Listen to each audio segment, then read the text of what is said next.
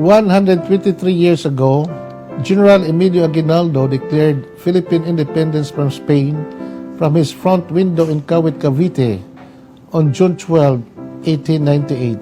The Philippines was under Spanish rule between the 16th and 19th centuries. In 1896, Filipinos attempted to break free, which resulted in what's called the Philippine Revolution.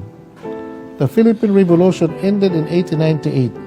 However, the Philippine-American War took place the following year, and the Philippines was colonized by America for the next 50 years.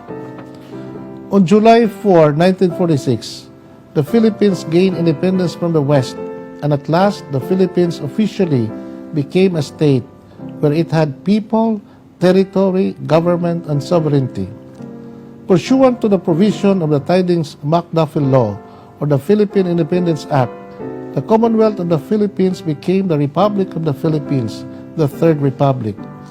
It was on this date that the United States of America formally recognized the independence of the Philippines and withdrew its sovereignty over the country.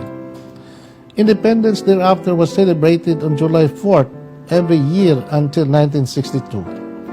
So why are we celebrating it now every 12th of June?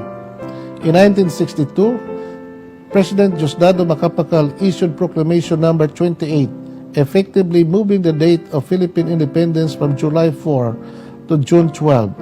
The date independence from Spain was proclaimed in Emilio Aguinaldo's home in Cavite.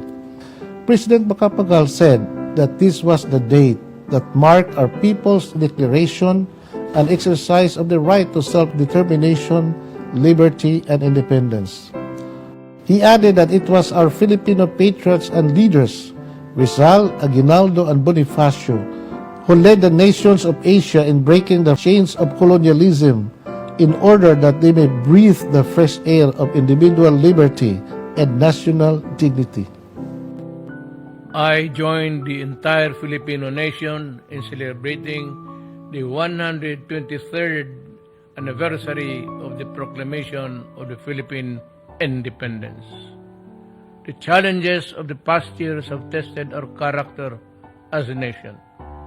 Each of us have been called upon to be heroes in our own right, in fighting for our survival and devoting ourselves to the common good, just as our heroes did more than a century ago.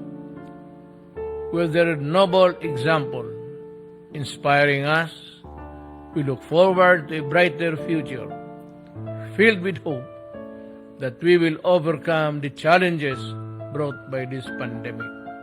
Hope and optimism as we overcome this pandemic. Mabuhay tayong lahat. Mabuhay ang Republika ng Pilipinas.